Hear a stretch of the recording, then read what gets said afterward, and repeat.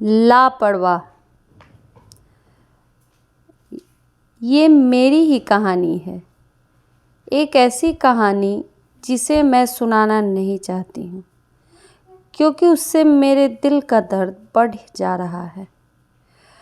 लेकिन मैं यह भी चाहती हूँ कि आप सब उस दर्द से बच सके। यह दर्द मैं 3 सालों से झेल रही हूँ। मुझे और मेरे पति को हमारी लापरवाही की ऐसी सज़ा मिली जिसको हम दोनों मरते दम तक नहीं भूल पाएंगे। मेरा बेटा रौनक अब 10 वर्ष का हो गया है और मेरी बेटी सुची अब 7 वर्ष की हो गई है। मेरे पति हमेशा अपने व्यापार की वजह से व्यस्त रहते हैं और अक्सर वह घर से बाहर ही रहते हैं, बल्कि शहर से भी ज़्यादातर बाहर ही रहते हैं। भगवान की कृपा से धन दौलत की कोई कमी नहीं, इसीलिए रौनक और रुचि को उनके पापा ने सब कुछ दे रखा था। तरह तरह के खिलौने, खेल कूद का सामान, लैपटॉप, होम थिएटर, बहुत सारे इलेक्ट्रॉनिक के सामान। और रौनक के 5वें जन्मदिन पर उन्होंने रौनक को स्मार्टफोन भी गिफ्ट दिया था। मैं भी बच्चों की देखभाल में व्यस्त रहती थी और उनके खाने पीने से लेकर उनकी सभी ज़रूरतों को पूरी करती थी और आज भी करती हूँ। रौनक पढ़ने में बहुत ही होशियार था और हमेशा अपने क्लास में प्रथम आता था। शायद यही वजह था कि मैं रौनक को लेकर थोड़ी लापरवाह हो गई थी और वह दिन रात स्मार्टफोन और लैपटॉप पर गेम खेलता रहता था, ज़्यादातर छुपकर, और उसके साथ में रुचि भी खेलती थी। मेरी 2 बड़ी बहनें और 3 सहेलियां हैं और मैं जब भी समय मिलता उनसे फ़ोन पर बातें करती रहती थी। मेरे जीवन में कुछ परेशानी नहीं थी और उन 5 के जीवन में ढेर सारी पारिवारिक परेशानियां थीं, जिनको वो सब सुनाती रहती और मैं उनको समझाती रहती थी।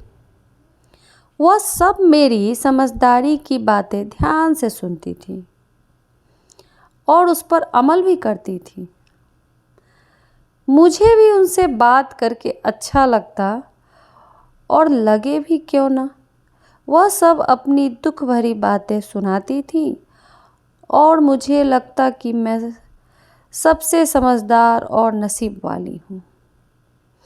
और धीरे धीरे मुझे दूसरों की शिकायत सुनने में मज़ा आने लगा था और उनसे मैं घंटों बातें करने लगी थी। बच्चे भी अपनी पढ़ाई की दुनिया में मस्त थे, ऐसा मैं समझती थी। जब मेरा बेटा 7 साल का हुआ और बेटी 4 साल की, तो एक दिन हम सब साथ में खाना खा रहे थे कि मेरे पति ने महसूस किया कि बच्चे अपनी थाली में बिल्कुल नज़दीक से देखकर खाना खा रहे थे। उन्होंने मजाक की मुद्रा में कहा था, बच्चों, थाली में सोना टटोल रहे हो क्या? लगता है तुम लोगों को थाली में रखा स्वादिष्ट भोजन नहीं दिख रहा है। नहीं तो पापा, हमें सब दिख रहा है। ये देखिए, मम्मी ने सब्जी कितना अच्छा बनाया है। रौनक सब्जी की जगह गाजर का हलवा दाहिने हाथ से उठाते हुए बोला, अब मजाक करना सीख गए हो बेटा? रौनक के पापा मुस्कुराते हुए बोले, लेकिन मेरा माथा ठनक गया था। रौनक के चेहरे के साथ साथ रुचि के चेहरे पर भी हवाइयाँ उड़ रही थीं। मैं लगभग भागते हुए स्टडी रूम में गई और रौनक का इंग्लिश का बुक उठाकर ले आई और गुस्से में बोली, रौनक, और रुचि, गौर से इस मैथ के बुक को देखो और बताओ किसने उसे किचन में रखा था। रौनक और रुचि ने ध्यान से बुक को देखा। जब मैंने दोनों की आंखों में देखा तो मुझे जोर का झटका लगा था। मैंने नहीं रखा था, दोनों एक साथ बोले थे। मैं अब अंदर से एकदम घबरा गई थी। बताओ मेरे हाथ में कौन से सब्जेक्ट का बुक है? मैं घबराते हुए गुस्से में बोली थी। मैथ का। दोनों फिर एक साथ बोले थे। तुम लोगों को इंग्लिश का बुक मैथ का दिख रहा है? अंधे हो गए हो या पढ़ने नहीं आ रहा है? मेरे पति गुस्से में बोले थे। रौनक और रुचि डर से इधर उधर देखने लगे थे।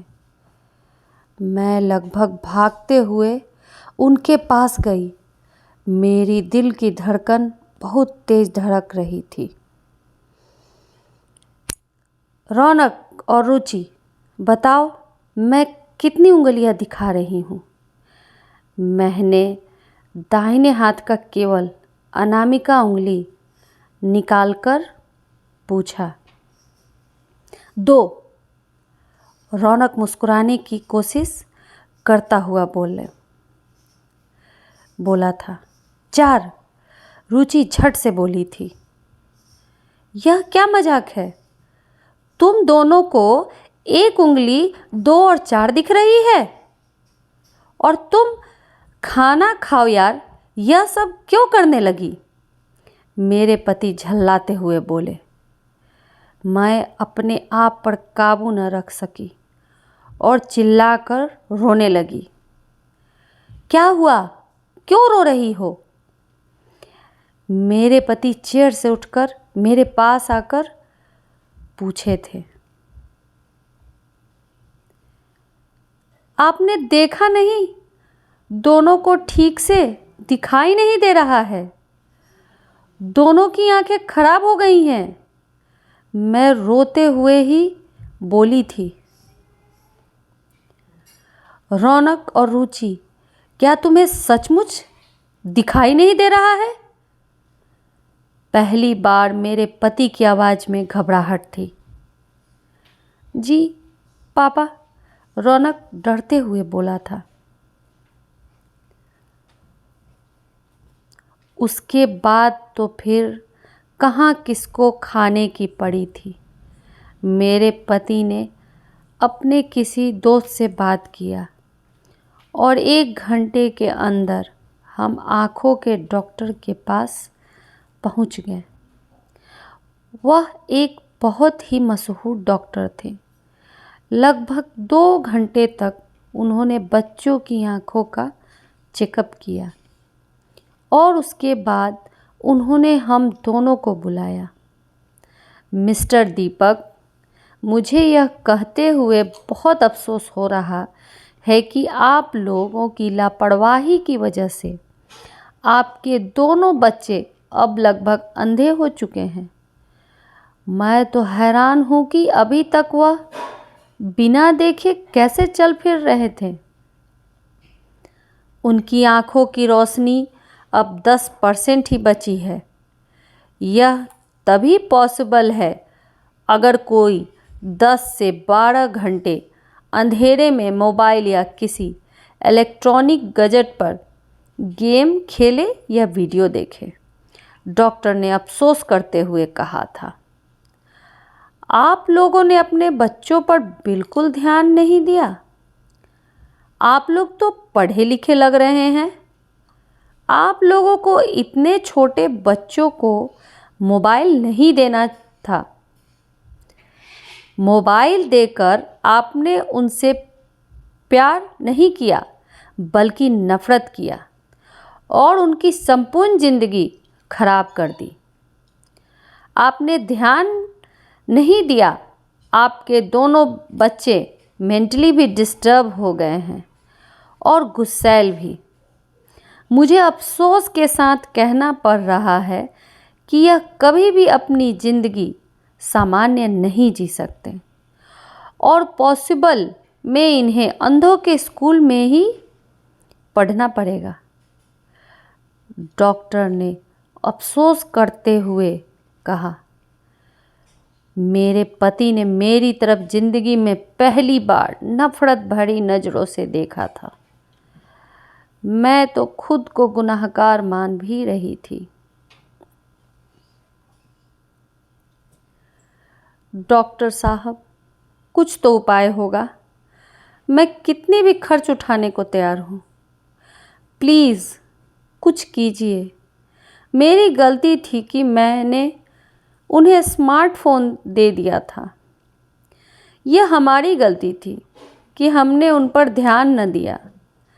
हमारी गलती की सज़ा उन्हें मत दीजिए।